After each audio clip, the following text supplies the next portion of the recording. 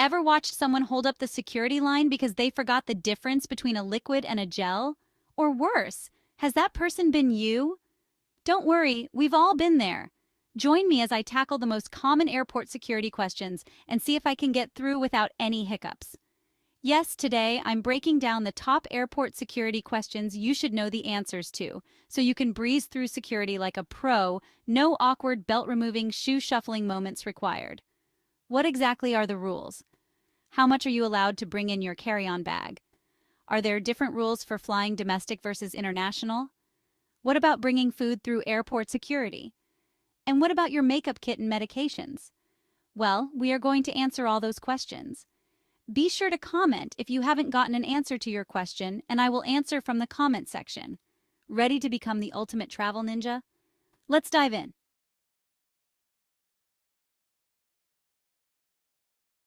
All right, let's tackle the classics, liquids and gels. The TSA rule is the 311 rule. That's 3.4 ounces or less per container, packed in a 1-quart sized clear resealable bag, and only one bag per traveler.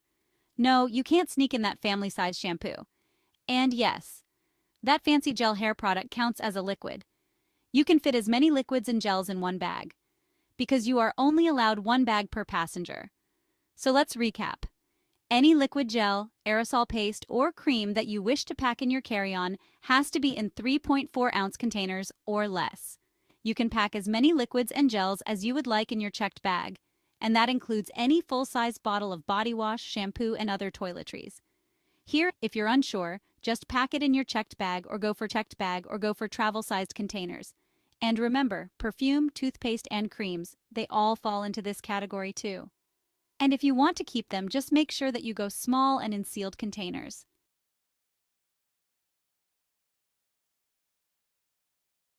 Got meds, baby formula, or milk? Relax. TSA has your back.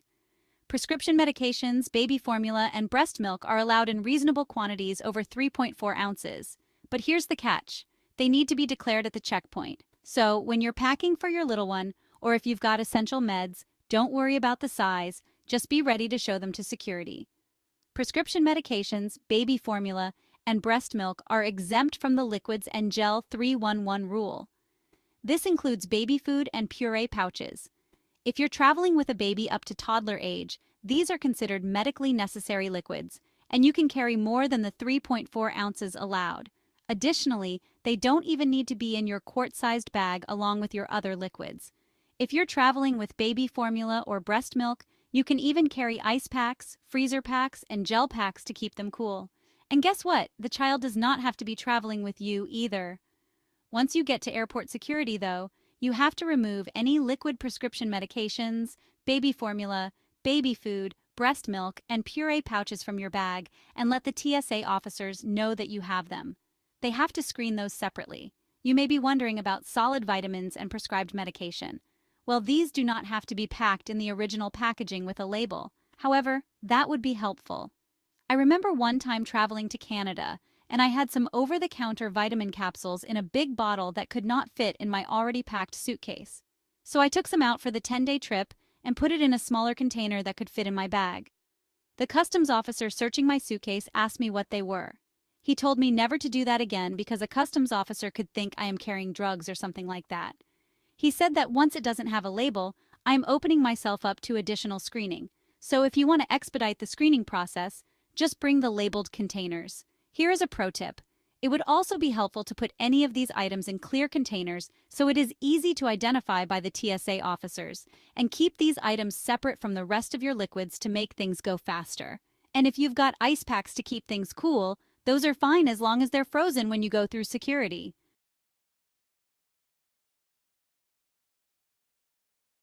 Ah, the infamous security bins, the place where socks, laptops, and wallets come to mingle. Here's the low-down place electronics larger than a cell phone in a bin by themselves. Shoes, belts, jackets, and any loose metal items. Bin. And that water bottle? Yeah, finish it before you even think about dropping it in a bin. When going through security, you may be wondering if each item has to be in separate bins. Well, the answer is no. Your laptop or other device, though, have to be separate from your other items. Just try not to stack items on top of each other when you are putting items in the same bin. Usually your shoes, jacket, and belt can go in one bin and your liquids and cell phone in another. Depending on the number of items you have, you may end up using 3 bins. One key thing: keep items spread out so the scanner can see everything clearly. Quick tip: grab an extra bin if you need it. No shame in it, trust me.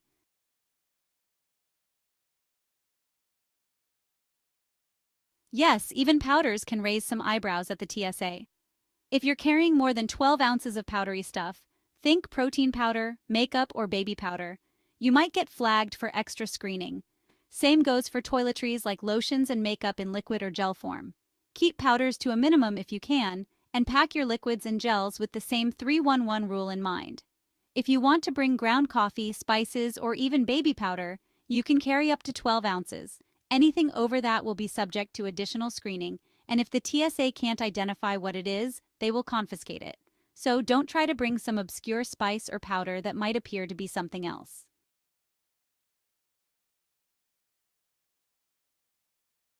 Okay, foodies, here's the scoop. Solid foods like sandwiches, fruits, and snacks are A-OK through security. Liquids like soup, yogurt, or sauces? Nope. Same rule as the liquids, keep it 3.4 ounces or less. So, if you're planning on bringing Grandma's famous spaghetti through security, maybe save it for when you're on the other side.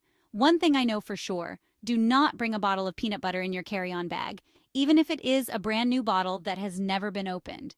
Airport security will confiscate it. That has happened to me, and I never did it again.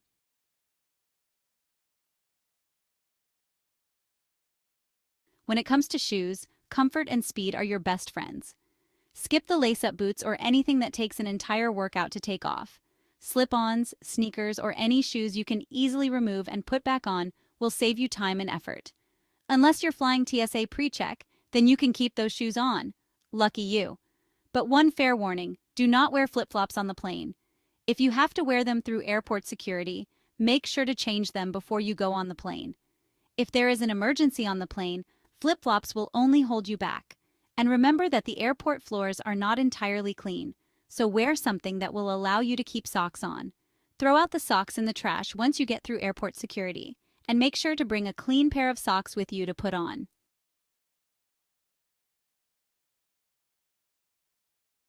Traveling with kids or seniors? The TSA has some special considerations for them. Kids under 12 can keep their shoes on, and there's no need for them to remove light jackets or sweaters. If your child should set off the metal detector, the security officer will most likely make sure there is nothing in their pockets, and then let them go through the metal detector again. If the metal detector goes off again, then the officer will swab your child's hands for explosives in lieu of a pat-down. Children who are 13 years and older, however, are subject to the same screening process as adults. For seniors, if you're 75 or older, same deal. Shoes and light jackets can stay on. They may have special screening lanes during busy times to make it a little easier for families or elderly passengers. If you are in a wheelchair, they will let you stand up, if you can, and use the wand to screen you. If you have a medical device in, you should let them know. You may have to go through the X-ray scanner. If you have a doctor's note that you can't, then they will give you a private screening. Are you getting any value from this video so far? I hope so. Please take a quick second to hit the subscribe button and even the notification bell so you don't miss out on future videos like this one. Now back to the video.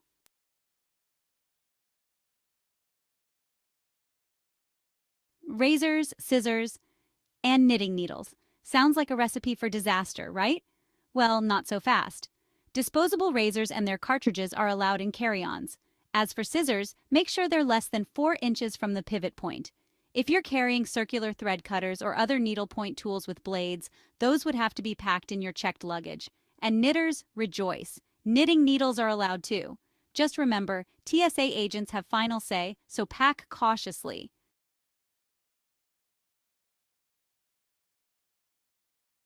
Now onto the techie stuff: batteries, vapes, and CBD. Loose lithium batteries and power banks must be in your carry-on, not your checked bag. E-cigarettes? Same deal, keep them in your carry-on. However, passengers are required to take effective measures for preventing accidental activation of the heating element of the device when transporting the devices. As for the CBD, TSA allows products with less than 0.3% THC, but keep it within the US, folks. International travel is a different ballgame.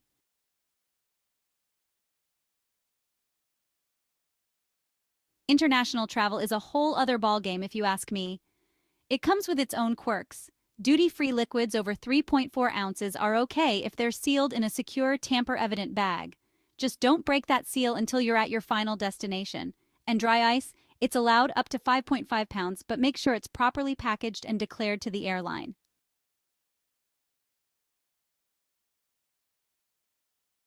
If you're traveling with medical devices like hearing aids, CPAP machines, or wheelchairs, you can take them through security. Just let the TSA agents know, and they'll usually take you through a special screening. For CPAP machines, they may ask you to take it out of its case for screening if you don't have it on. But that's it. No need to worry about having to explain every little thing.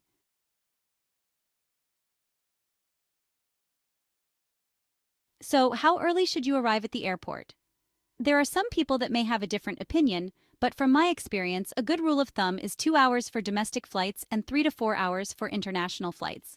But during peak travel times like holidays, consider adding an extra 30 minutes to an hour. And if you're flying out of a major airport, don't underestimate how long security lines can get. Let's just say that it is better to be too early than too late. Who wants to miss their flight? By the way, I have written a guide on how to book affordable flights for the upcoming holidays, Thanksgiving, Christmas, and New Year's. You can grab it from the link in the description.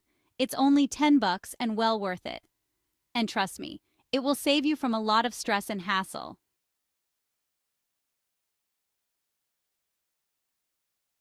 Planning on bringing gifts? Here's the heads up. TSA might unwrap them if they can't see what's inside, so it's better to wrap after security or use gift bags. Oh, I forgot to mention, if you bring your hair pick, it will be taken away from you. So, please put those in your checked bag, or be prepared to lose them for good since it is considered to be a weapon. And, as for locking your suitcase, use a TSA-approved lock so they can open it without breaking it, just in case.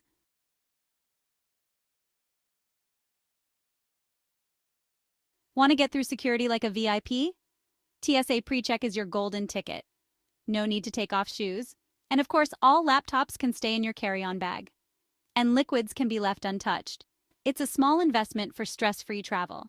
Combine that with global entry for international trips, and you'll be in and out of customs like a secret agent. And guess what? TSA PreCheck membership is good for 5 long years before renewal. By that time, you would have traveled around the world and back. Just kidding. Let's continue.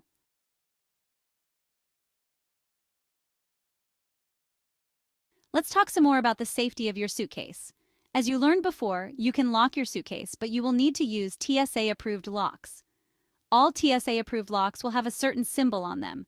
To help you identify which types of locks you can use, most newer luggage pieces have TSA-approved locks installed for your convenience. However, if you end up using a suitcase that does not have a TSA-approved lock, the airport security officer will just cut off the lock in order to get inside your bag if a search is necessary.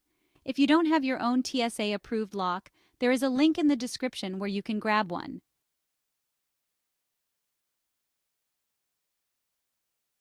That's it for now, folks. By now, you should have most of the answers to the top airport security questions people have been asking. If you've got any other questions, drop them in the comments below. Please visit the links in the description. Anything you purchase will support the channel, and it will be deeply appreciated. Again, please do me a favor and subscribe to the channel, as well as like and hit the notification bell to be notified about future videos. And do check out our video playlists with tons of travel hacks, secrets, and great tips that will guide you on your next trip. Safe travels now, and don't forget, pack smart, breeze through airport security like a pro. And most importantly, please enjoy your trip. Please promise me that I will see you in the next video, which will be coming soon. Until then, safe travels.